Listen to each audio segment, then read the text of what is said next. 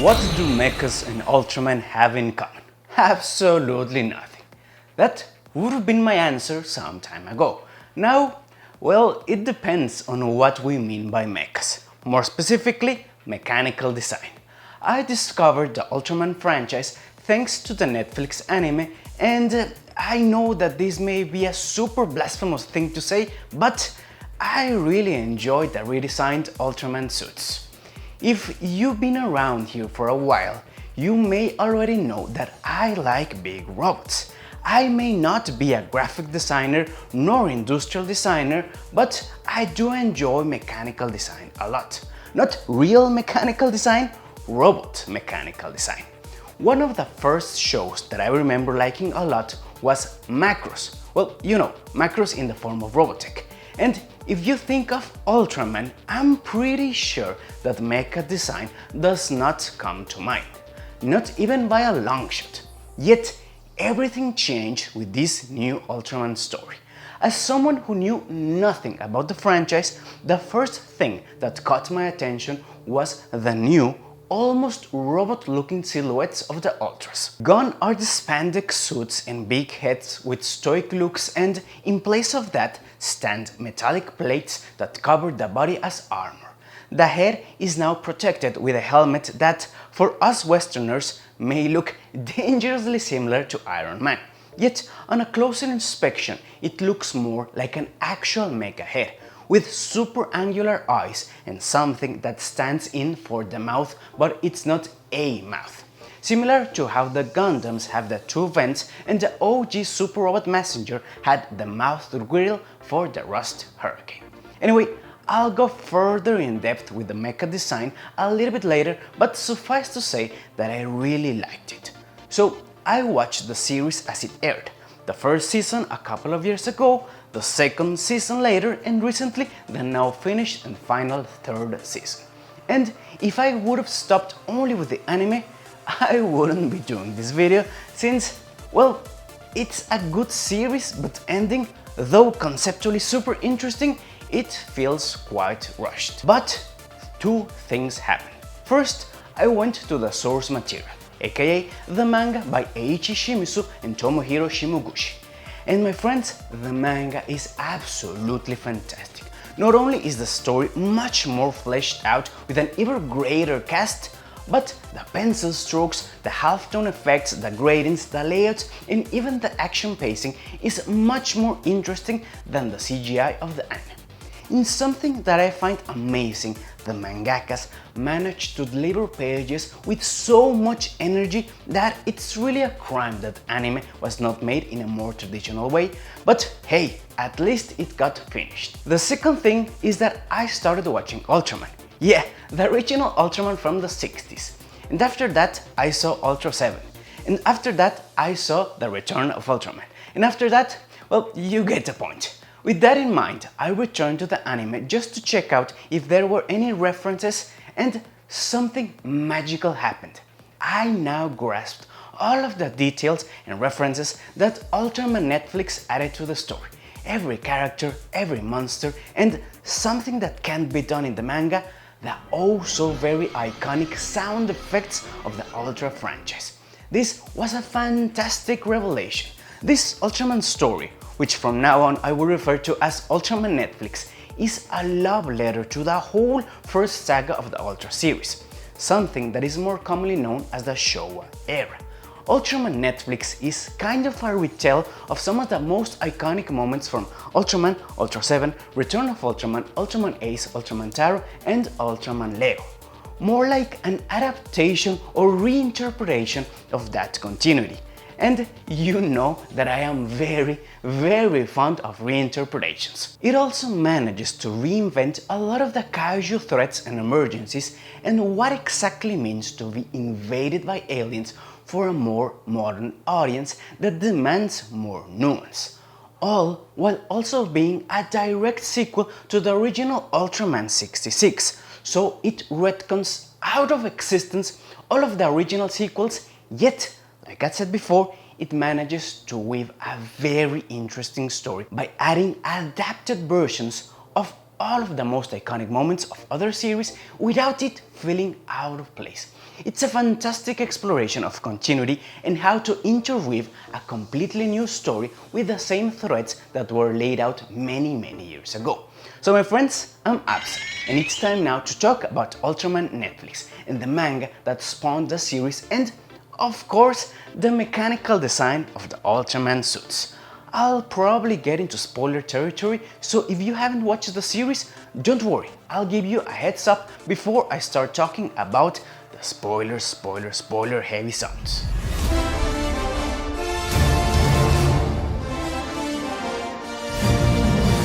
Many years ago, a giant of light protected Earth along with a science special search party, Triple SP for short. This red and silver giant was called Ultraman, and after the battle with alien Zeton, he departed to his home and Earth was finally at peace.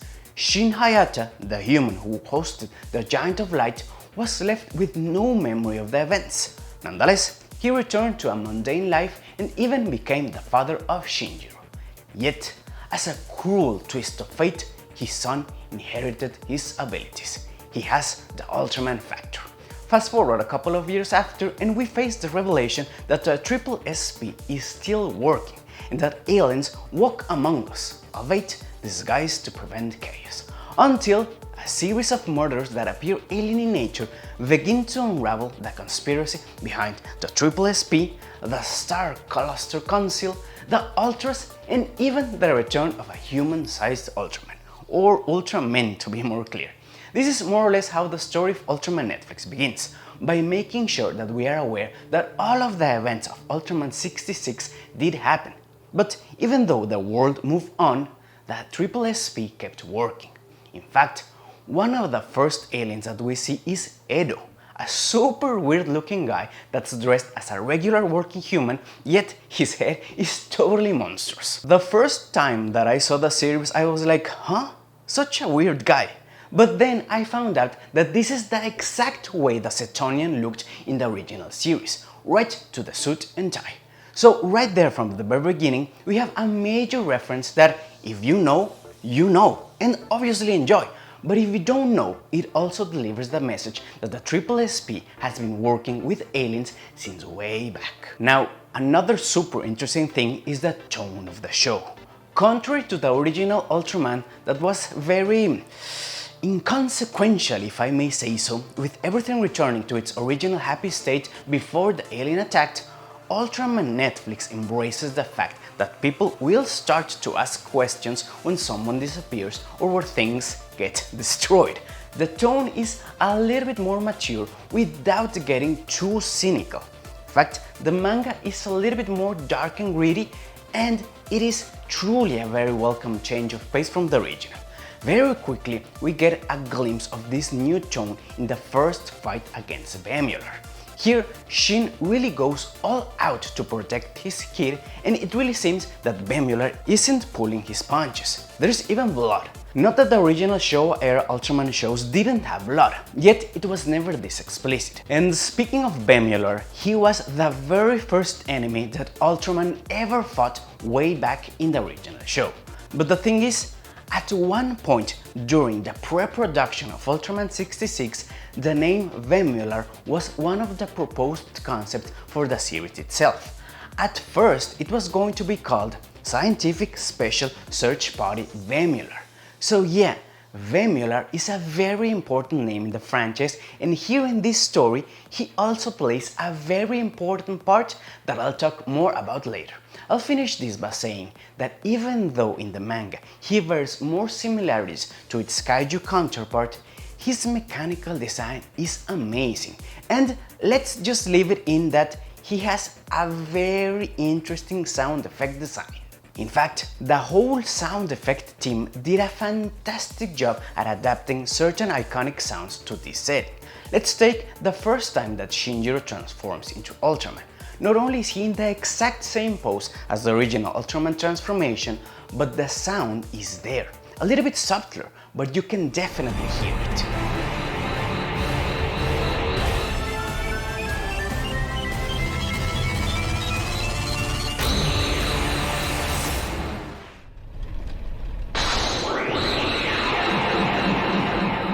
He also has the same color timer sound when he releases the limiters of his suit.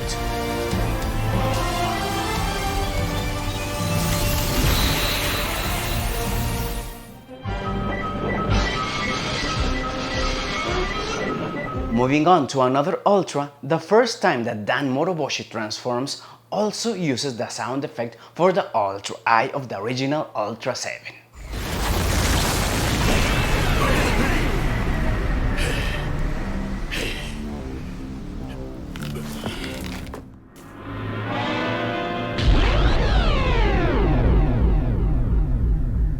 And again, do you need to know all of these pieces of trivia to enjoy the show? Absolutely not. Do they make it that much more enjoyable? Absolutely yes. As the story progresses, a lot of new details begin to appear.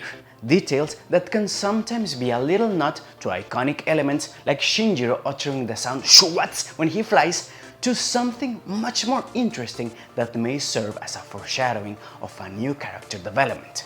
Like the bracelet of Jack that, if you didn't know, originally it was a gift from Ultraseven to Ultraman Jack.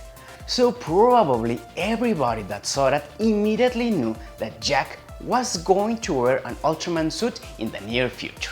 And before I bore you with the trivia, or worse yet, scare you away by implying that you need to know a lot of the Ultra series to understand this show, don't worry, it's not like that. I'm pretty sure that you can enjoy Ultraman Netflix without any prior knowledge of other Ultras. I mean, that's exactly how I watched it for the first time, and at no point did I get bored nor pushed back by something being too enmeshed in continuity to be incomprehensible. This aspect is where the show shines the most. How it managed to grab a ton of old shows with their own legacy and iconography, distill them, merge them, and reinterpret them to form a new show that revels in that same continuity. It never feels like it's trying to dismiss the old material.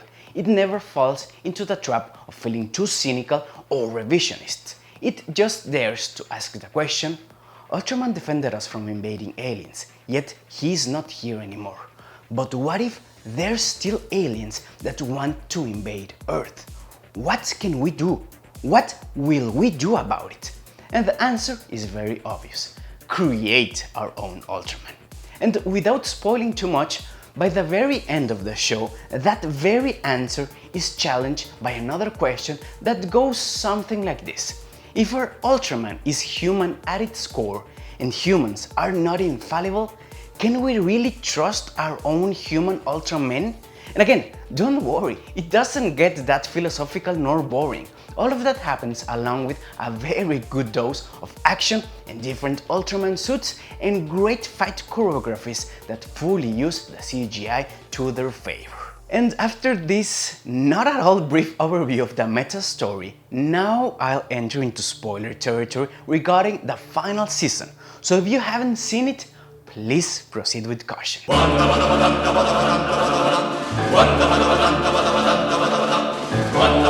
By the final season, we mostly know that Vemular is the original Ultraman, otherwise known as Man-Ni-San, that came to Earth all those years ago. It was even foreshadowed by his fighting style and grunts that sound almost exactly like the ones from Man-Ni-San.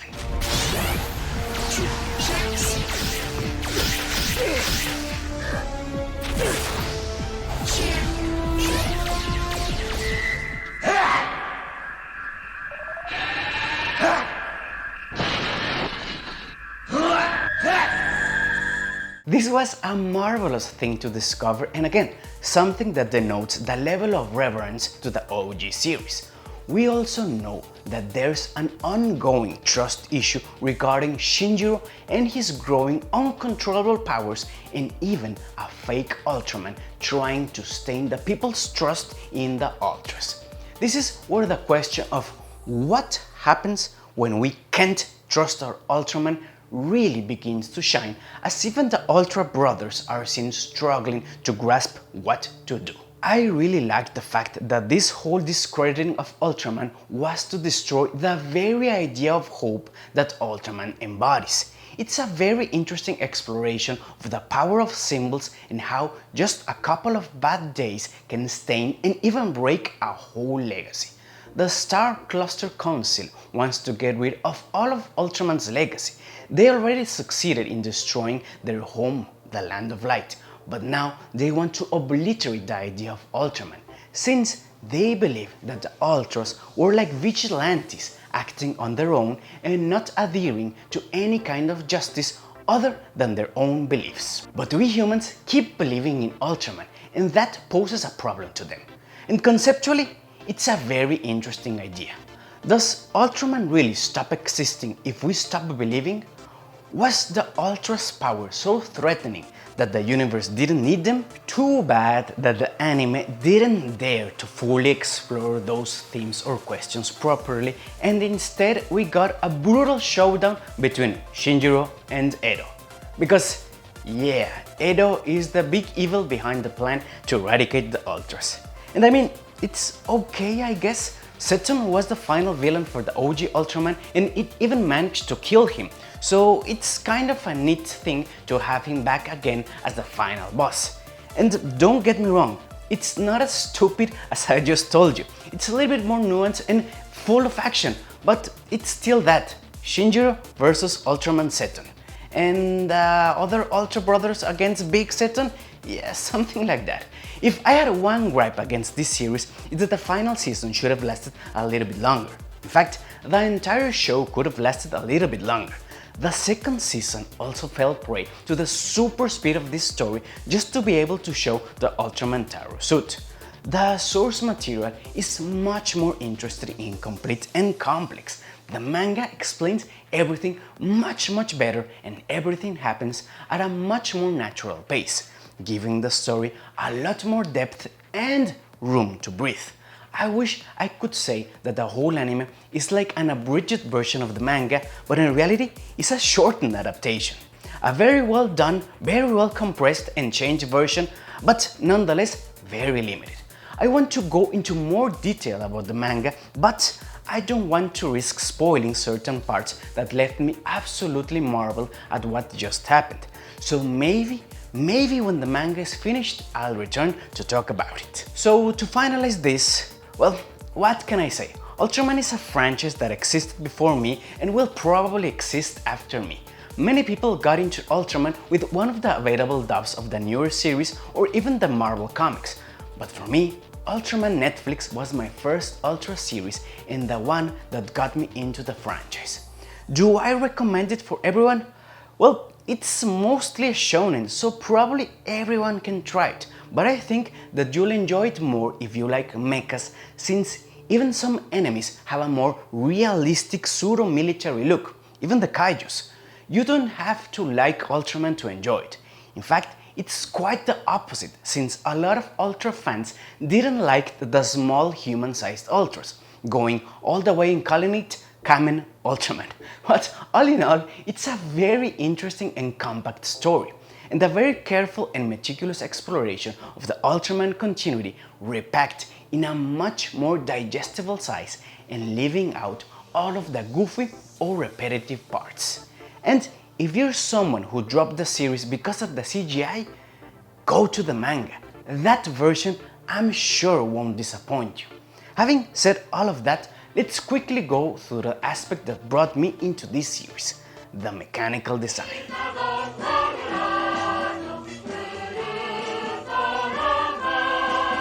Okay, so a hot take here.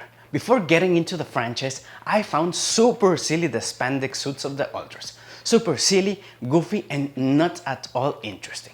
It's probably the same feeling that people who aren't into comics get when they see superheroes with their undies on the outside. Like, it's stupid. Now I know better, and after watching Ultraseven, I no longer find them stupid. Now, the thing with Ultraman Netflix is that it ditches the spandex suit in favor of armored and mechanical parts. And that's really my jam, since they might as well be robots. The funny thing is that I really don't like Iron Man. Not the MCU version, not the comics version. The only one that I religiously followed was Infamous Iron Man, but that totally went nowhere and I'm digressing. Anyway, Many Ultra fans did not like the redesigns of the Showa era Ultras, like if they were robbed of their charm by adding metallic layers of armor. That and well, them being human-sized. But for me, a total newcomer, it was quite the spectacle of lights and metallic layers. You see, the authors are quite familiar with the mecha genre, having worked before on the line barrels of iron and even Gete Robo. So Eiichi Shimizu and Tomohiro Shimoguchi did their best to redesign and modernize each Ultra brother with utmost respect to the original suit look. If you look closely, Shinjiro's suit has the exact same red and silver patterns that the original Ultraman had. It's just that here it's more segmented and layered with different shades of red and grey. Ultraseven, or Ultraman Suits 7, has to be the greatest redesign for me since, well, first and foremost, the 60s design of Ultraseven looks fantastic, so he has that going on for him already.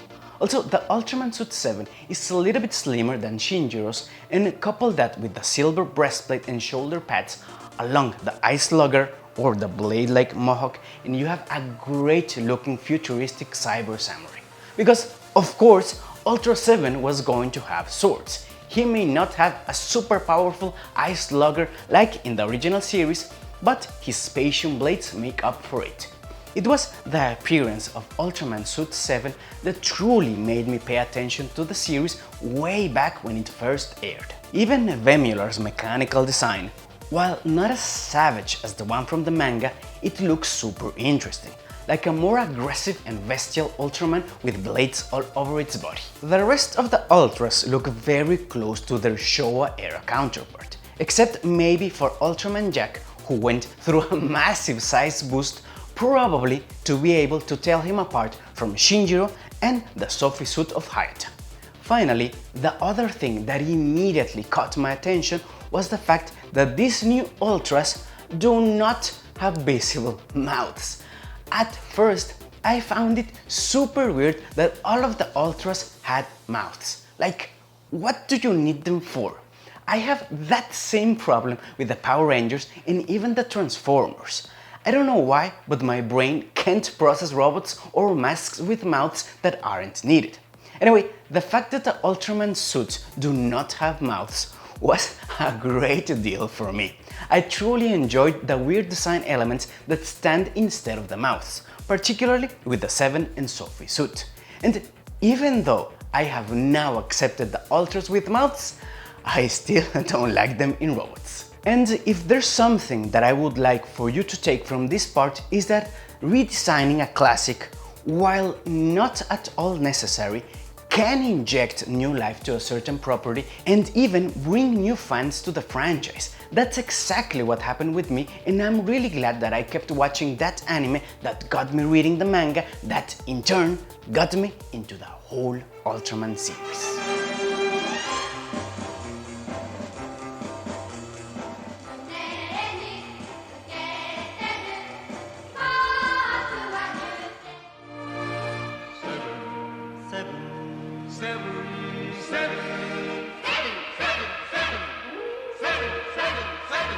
So yeah, I really never thought that I was going to talk about the Ultraman series from Netflix, let alone the manga and to a certain extent the original Ultraman from the 60s. Yet here I am, a born-again Ultra who discovered a passion for the Ultraman franchise, and it was all thanks to the Ultraman Netflix anime. Specifically, thanks to the redesign of the Ultras. It also helps that the Ultraman saga is a super long-form continuity with many stories that keep expanding the universe and multiverse. I really like long-form storytelling. It may be because of my background with superhero continuities, or maybe even Vampire the Masquerade's ongoing metaplot. There's something fascinating in ongoing, ever-changing stories. That's why I like Universal Century the most. That's also true for the Macross chronology. And the Ultraman series is something that I know that I will truly enjoy. But staying in the topic of Ultraman Netflix, have you seen this series? If so, did you like it? What was your favorite Ultraman suit redesign? Mine was obviously 7. Please leave your thoughts on the comment section, and as you may or may not know, my name is Absa, and we can continue the conversation over at Twitter, where you can follow me at Absalonicas, and on Instagram, where I try to post pictures of my figures, my cats, and sometimes even myself.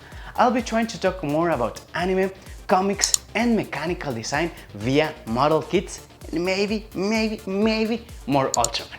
So, till next time, always remember that in fiction lies power, so let's use it to forge a new type of story, our hero's journey.